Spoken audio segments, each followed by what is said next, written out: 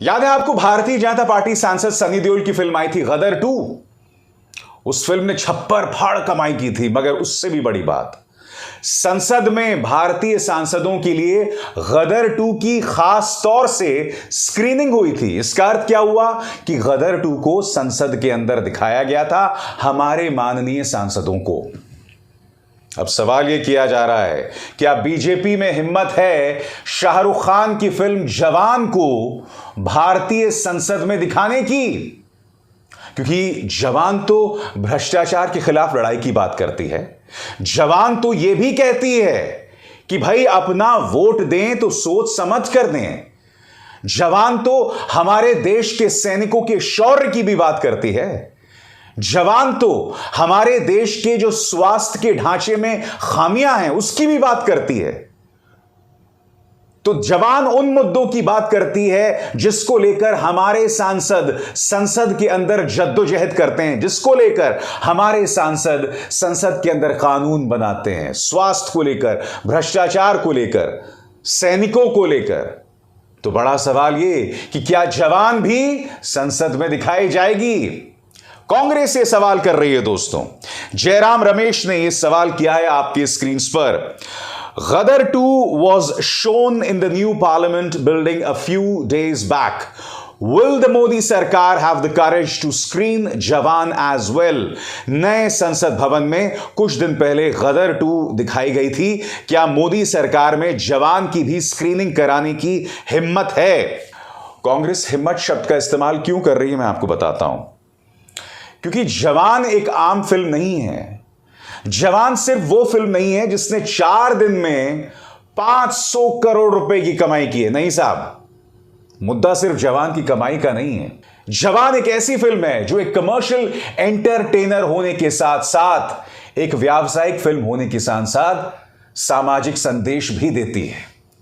जवान वो फिल्म है दोस्तों, क्योंकि आपको याद होगा मुख्यमंत्री आदित्यनाथ के गोरखपुर में बड़ी तादाद में मासूम बच्चे एन्सेफेलाइटिस से गए थे और अपनी कमियों पर पर्दा डालने के लिए डॉक्टर कफील खान को बलि का बकरा बनाया गया था। डॉक्टर कफील खान उस वक्त हमारे बच्चों को बचाने के लिए ऑक्सीजन सिलेंडर्स मुहैया करा रहे थे, मगर ठीकरा उनके सिर पर फोड़ा गया। उसके बाद करीब 9 महीने तक NSA के अंतर्गत, राष्ट्रीय सुरक्षा एक्ट के अंतर्गत, उन्हें जेल में बंद करके रखा गया। और जब वो रिहा हुए थे तब अदालत ने कहा था कि भाई डॉक्टर कफील खान को आपने जिस भाषण में जेल में डाला था, दरअसल उस भाषण के लिए तो उन्हें सम्मानित किया जाना चाहिए। वो कौमी एकता की मिसाल है। जवान डॉक्टर कफील खान के जद्दोजहद की बात करती है। जवान में शाहरुख खान तमाम ऑडियंस को एक संदेश भी देते हैं कि आप तमाम लोग छोटे छोटे मुद्दों पर सवाल करते हैं, उंगली उठाते हैं, मगर वोट देने से पहले क्या आप कभी सोचते हैं कि आप वोट किसके लिए दे रहे हैं? जवान के अंदर शाहरुख एक संदेश देते हैं कि धर्म के आधार पर जो लोग वोट मांगते हैं, जाति के आधार पर जो लोग वोट मांगते हैं, उन्हें वोट मत दीजिए। बात वहां नहीं रुकती है। इस फिल्म में क्रोनी कैपिटलिज्म, यानी कि सरकार किस तरह से कुछ खास उद्योगपतियों का साथ देती है, उसका भी जिक्र किया गया है। यानी इशारा किस तरफ है? इशारा उस उद्योगपति की तरफ है जो प्रधानमंत्री नरेंद्र मोदी के साथ एक विमान के अंदर देखे जाते हैं, यानी कि गौतम अडानी और स्वयं प्रधानमंत्री नरेंद्र मोदी। फिल्म इसकी भी बात करती है। फिल्म हमारे सैनिकों की शहादत की बात करती है, हमें याद दिलाती है पुलवामा की। वो पुलवामा जब हमारे 40 जवान शहीद हो गए थे और इंटेलिजेंस फेलियर के मुद्दे को संबोधित करने के बजाय उनकी शहादत पर खुद प्रधानमंत्री नरेंद्र मोदी ने वोट मांगे थे, जबकि चुनाव आयोग ने साफ तौर पर कहा था कि आप सैनिकों की शहादत पर वोट नहीं मांग सकते, मगर प्रधानमंत्री ने ऐसा किया था। इस फिल्म के अंदर भी सैनिकों की शहादत की बात होती है। जवान एक अच्छी फिल्म है, बुरी फिल्म है, वो बात की बात है, मगर जवान इन तमाम प्रासंगिक मुद्दों को उठाती है। इसीलिए कांग्रेस ये सवाल कर रही है कि क्या प्रधानमंत्री नरेंद्र मोदी या भाजपा सरकार में हिम्मत है जवान की स्क्रीनिंग संसद के अंदर कराने की। बहरहाल शाहरुख खान तो इस सरकार का पूरा साथ दे रहे हैं, बधाई दे रहे हैं प्रधानमंत्री का। दोस्तों, जैसे कि आप जानते हैं कि G20 जो है वो संपन्न हुआ है भारत के अंदर, और प्रधानमंत्री नरेंद्र मोदी का एक ट्वीट आया, productive discussions at the G20 summit for a better planet. प्रधानमंत्री आ कह रहे हैं कि G20 में बहुत ही सकारात्मक चर्चा हुई ताकि हम भविष्य में एक बेहतर पृथ्वी बना सकें, एक बेहतर ग्रह बना सकें। इसके जवाब में शाहरुख खान ने प्रधानमंत्री नरेंद्र मोदी को बधाई देते हुए क्या कहा है आपकी स्क्रीन पर। Congratulations to Honorable Prime Minister Narendra Modi ji for the success of India's G20 presidency and for fostering unity between nations for a better future for the people of the world. It has brought in a sense of honor and pride into the hearts of every Indian. Sir, under your leadership, we will prosper not in isolation but in oneness. One earth, one family, one future. Shahrukh Khan इसमें कह रहे हैं कि G20 का आयोजन जिस तरह से भारत सरकार ने किया है उसमें हर भारतीय के अंदर एक गर्व की भावना आई है। इसके अलावा आपके नेतृत्व में हम अलहदगी में नहीं, अकेले होकर नहीं, एक साथ मिलकर तरक्की करेंगे। इन वननेस, एकता में, एक पृथ्वी, एक परिवार, एक भविष्य। शाहरुख खान यहां पर प्रधानमंत्री को बधाई देते हुए, तो प्रधानमंत्री आपको तो शाहरुख खान बधाई भी दे रहे हैं, तो क्यों ना जवान की स्क्रीनिंग जो है वो संसद के अंदर करा दी जाए, क्योंकि आपने गदर 2 की स्क्रीनिंग कराई थी। आज मैं ये मुद्दा आपके सामने क्यों रख रहा हूं, आप इस बात पर गौर करना पड़ेगा दोस्तों। याद कीजिए 2 फिल्में आई थी, कश्मीर फाइल्स और केरला स्टोरी। कश्मीर फाइल्स को हाल ही में राष्ट्रीय एकता को लेकर पुरस्कार मिला था, जो अपने आप में कितना बड़ा मजाक था, क्योंकि इस फिल्म का जो कायर निर्देशक है विवेक अग्निहोत्री, जो भारतीय जनता पार्टी के प्रचार तंत्र का हिस्सा है, उसने कश्मीर फाइल्स को लेकर आधी अधूरी जानकारी दी, कश्मीर समस्या को लेकर आधी अधूरी जानकारी दी। इसमें इतनी हिम्मत भी नहीं हुई कि आर्टिकल 370 को लेकर मोदी सरकार का महिमा मंडन तो करता रहा फिल्म के अंदर, मगर यह सवाल तक नहीं कर सका कि जब कश्मीरी पंडितों का पलायन हो रहा था कश्मीर से, तब कौन सा भाजपा का नेता उनसे मिलने 1990 में गया था। और जब से हमारे कश्मीरी पंडित भाई बहन राहत शिविरों में हैं, उनसे मिलने के लिए प्रधानमंत्री नरेंद्र मोदी या अमित शाह कब गए। अभी हाल ही में एक बार फिर कश्मीरी पंडितों पर हमला शुरू हुआ था, फिर से पलायन शुरू हुआ था दोस्तों, तब भाजपा का एक भी नेता उनसे मिलने नहीं गया। यह सवाल विवेक अग्निहोत्री ने अपनी फिल्म कश्मीर फाइल्स में नहीं उठाई, और इसी कश्मीर फाइल्स का प्रचार किसी और ने नहीं, सिर्फ भाजपा ने नहीं, प्रधानमंत्री ने मंच पर खड़े होकर कहा था।